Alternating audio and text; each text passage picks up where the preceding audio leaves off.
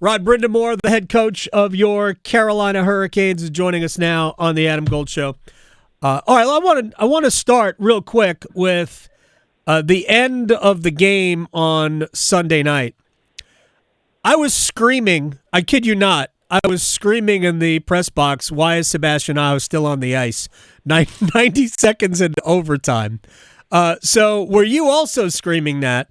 And, I mean, obviously the end was great, but what did you see from your best player?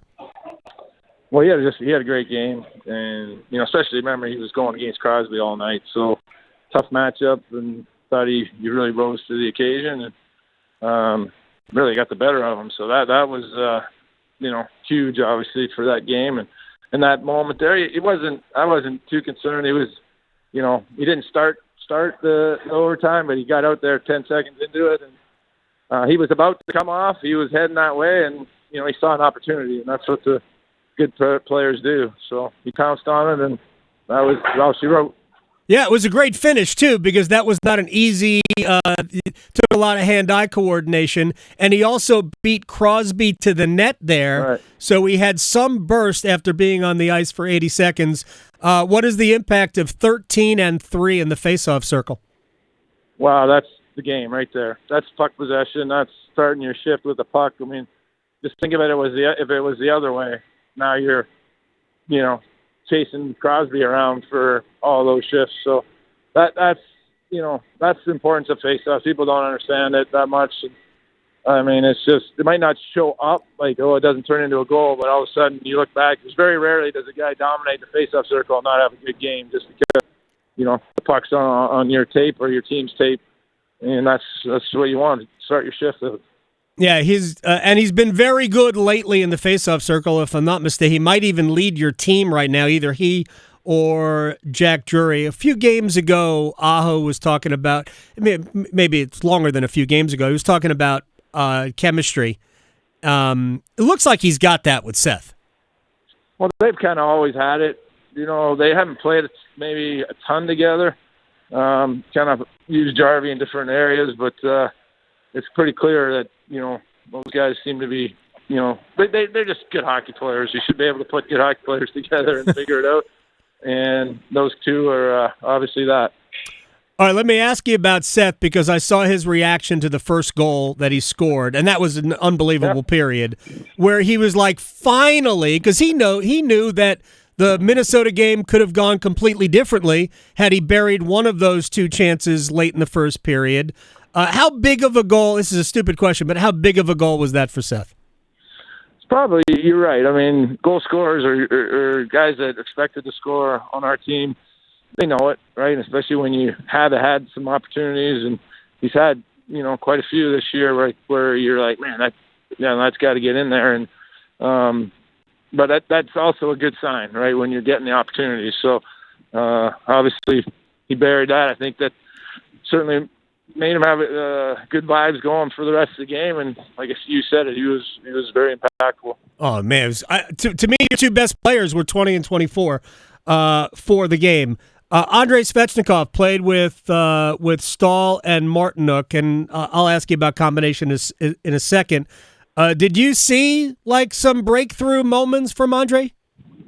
Well, he made a nice play on the one goal, and he set up Jordo on another one, kind of similar play, where this didn't go in. But we talked a lot about it. We need him on the score sheet, scoring goals, but he also should be impactful. And what that means is just what we talk about, being around it.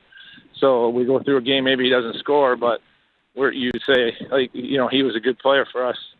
So that's his game. That's what we have to do it, and hopefully Jordan will bring that out in him. More consistent basis.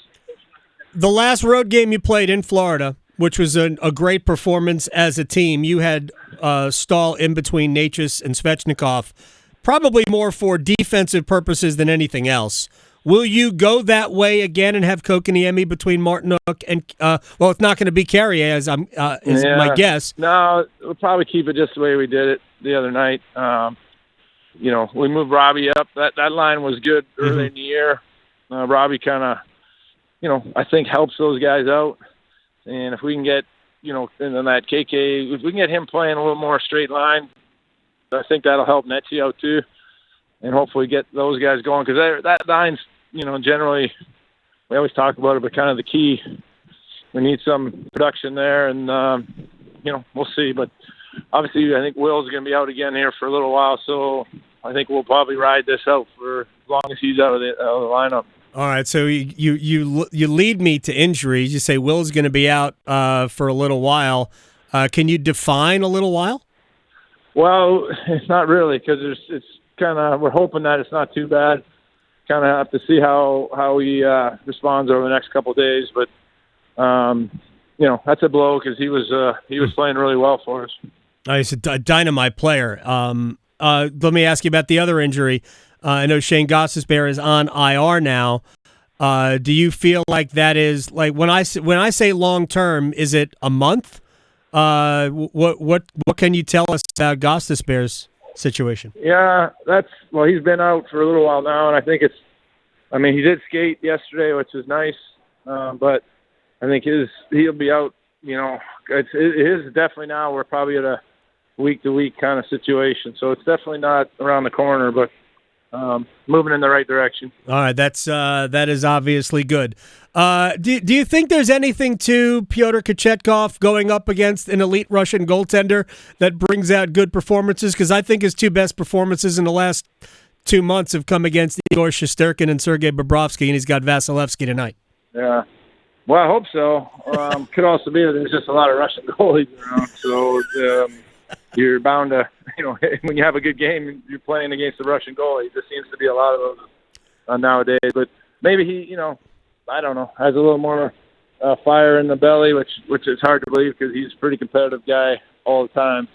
But we're going to, listen, we know Vasilevsky's one of the best, if not the best, so we need Cooch to be on his game.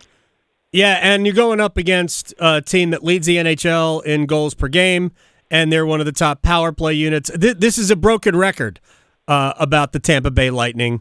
What is it, other than they've got Kucherov and Point, what is it about their power play and their offense that is so threatening?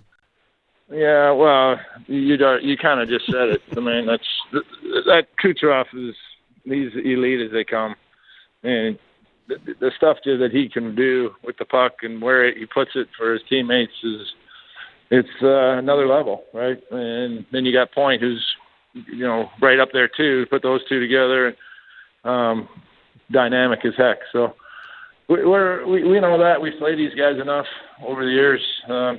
You're not gonna shut them down, but you got to try to contain them as best you can. If I could ask you one question about what's coming up this weekend, just your thoughts on Eric Staal, what he meant to the organization, the player he was, and what Sunday is going to be like. Yeah, well, that's. I mean, listen, he was everything. He was a great Hurricane. Gave everything he had for the organization when he was here. He was a great player. He was just a solid human being, as you know, and just represented us really well. So I think it's really a great honor, and I'm glad we're doing it for him. And I'm looking forward to that for him, but I'm also looking forward to seeing some of the old guys, resurfacing, coming back and spending some time with those guys, because that obviously was a special group. Who's going to get hurt in the alumni game? Yeah, I hope not. Don't jinx that. That's we don't want that. Bunch of old guys out there. That's the only bad part of that. But that should be fun, just to be around those guys. You think it'll be emotional for his brother? I don't know. I mean, that's a question for him. I mean, those guys were close, and obviously they got the opportunity to play here for a few years there, so that was a special time. And I know Jordan's certainly proud of Eric and what he was able to do as a Hurricane. All right, good luck tonight against the Lightning, and I will see you later in the week. Okay, buddy. Thank you. Thanks, Rod. Rod Brind'Amour. I appreciate, by the way, Victoria, you putting Rod the Bod up there. I was wondering if you noticed that. I noticed it, but